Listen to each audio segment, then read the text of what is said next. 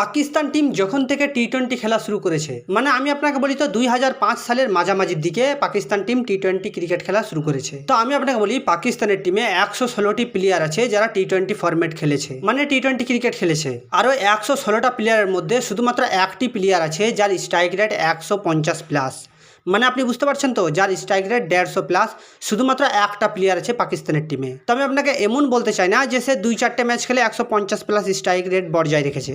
আমি আপনাকে সেটা বলতে চাই সে 150 প্লাস স্ট্রাইক রেটে 600 রান করেছে, মানে সে 600 প্লাস রান করেছে 150 প্লাস স্ট্রাইক রেটে। তো আজ আমি আপনাকে পাকিস্তানের টপ 6 ব্যাটম্যানের নাম বলবো যারা পাকিস্তানের টিমে টি-20-র জন্য স্পেশালিস্ট। তো আমি আপনাকে বলেছিলাম না যে শুধুমাত্র একটাই প্লেয়ার যার স্ট্রাইক রেট 150 প্লাস, তো আমি তার নাম বলছি, আপনারা বুঝতেই পারছেন যে আমি কার নাম করব। তো হ্যাঁ, সেই শাহিদ আফ্রিদি যার স্ট্রাইক রেট ছিল 150 প্লাস। এবার যদি আমি আপনাকে দ্বিতীয় ব্যাটসম্যানের কথা বলি পাকিস্তানের টি-20-র জন্য, তো যার নাম হচ্ছে সাদাব খান। সাদাব খান 139.90 স্ট্রাইক রেটে টি-20 ক্রিকেট খেলে পাকিস্তানের টিমে। আর আপনি এটা খুব ভালোভাবে জানেন যে পাকিস্তানের সে প্রপার ব্যাটম্যান না, সে হচ্ছে পাকিস্তানের টি-20 অলরাউন্ডার, সে শুধুমাত্র একটা অলরাউন্ডার। তো তৃতীয় নম্বর হচ্ছে ফাক্কার জামান, যার স্ট্রাইক রেট হচ্ছে 130.75। এরপর আমি আপনাকে 4 নম্বর ব্যাটম্যানের কথা বলবো। 4 নম্বর হচ্ছে বাবর আজম, যার স্ট্রাইক রেট হচ্ছে 129। এবং 5 নম্বর হচ্ছে ইফতিকার আহমেদ, যার স্ট্রাইক রেট হচ্ছে 128.15। এবার 6 নম্বর হচ্ছে মোহাম্মদ রিজওয়ান, যার স্ট্রাইক রেট হচ্ছে 127.27। এবার সে যদি ওপেনিং না করে ওয়ান ডাউন করে তাহলে তার স্ট্রাইক রেট হয় 133, মানে 133।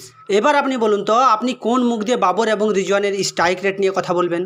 আমি আপনাকে বলি পাকিস্তান শুধুমাত্র একটা প্লেয়ারের জন্ম দিয়েছে যার স্ট্রাইক রেট 150 প্লাস, মানে শুধু একটা প্লেয়ার 150 প্লাস স্ট্রাইক রেটে ক্রিকেট খেলে টি-20। তো আমি আপনাকে বলি শাহিদ আফ্রিদি ছাড়া এমন কোনো ব্যাটসম্যান পাকিস্তানে নেই যে সে 600 থেকে 600 প্লাস রান করেছে 150 প্লাস স্ট্রাইক রেটে। তাহলে আপনি বুঝতে পারছেন তো পাকিস্তানের টিম কতটা পিছিয়ে আছে টি-20 ফরম্যাটে। তো আমি আপনাকে ছোট্ট একটা কথা বলতে চাই, এই স্ট্রাইক রেটের গল্প পাকিস্তানের সাথে চলবে না।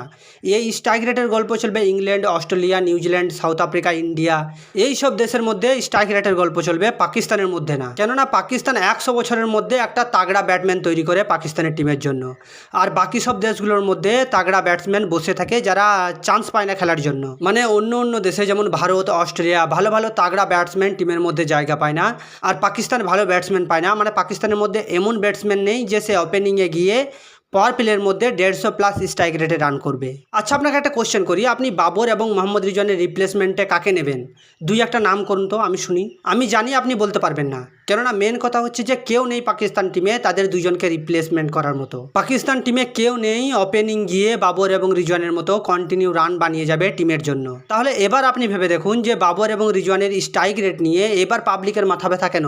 আপনাকে আমি সত্যি বলতে পাকিস্তান কোনোদিনও ব্যাটিংয়ের জন্য ম্যাচ জেতে না, পাকিস্তান টোটালি বলারের জন্য ম্যাচ জেতে।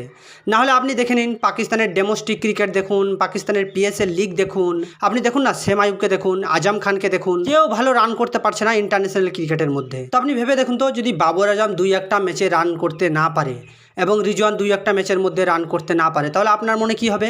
যে এদের দুইজনকে রিমুভ করা হোক টপ অর্ডার থেকে, আপনি ভাববেন যে এদের দুইজনের জায়গায় অন্য কাউকে নিয়ে আসা হোক। কিন্তু আমি আপনাকে বলি আপনি যে দুইজনের কথা বলবেন তারাও সে ফ্লপের পর ফ্লপ খেলে যাবে, তখন আপনি বলবেন যে এদের দুইজনকেও হাঁটানো হোক। তাহলে আপনি চান যে পাকিস্তানের ওপেনার দুইটা আর আপনি একদম মিউজিক চেয়ার খেলবেন? আজ আপনি মোহাম্মদ রিজওয়ান এবং বাবর আজমের স্ট্রাইক রেটের উপর কথা বলছেন, মানে স্ট্রাইক রেটের উপর আঙুল ওঠাচ্ছেন, কিন্তু আমি আপনাকে বলি মোহাম্মদ রিজওয়ান, বাবর আজম, শাহিদ আফ্রিদি এদের 3 জনকে ছেড়ে 116 জনের মধ্যে 113 জনকে কখনও কেউ জিজ্ঞেস করেছে যে আপনার স্ট্রাইক রেট 150 নয় কেন, আপনার স্ট্রাইক রেট 150 প্লাস নয় কেন? তো আমি আপনাকে বলে রাখলাম যে টি-20 ওয়ার্ল্ড কাপ খেলার জন্য পাকিস্তানের কোনো তাগড়া ব্যাটসম্যান নেই। পাকিস্তান যদি ম্যাচ জেতে তো আপনি লিখে রাখুন পাকিস্তান শুধুমাত্র বলারের জন্য ম্যাচ জিতবে। তো চলুন দেখা হচ্ছে পরের ভিডিওতে। আপনি যদি আমার চ্যানেলে নতুন হয়ে থাকেন তো দয়া করে একটা সাবস্ক্রাইব করে যাবেন।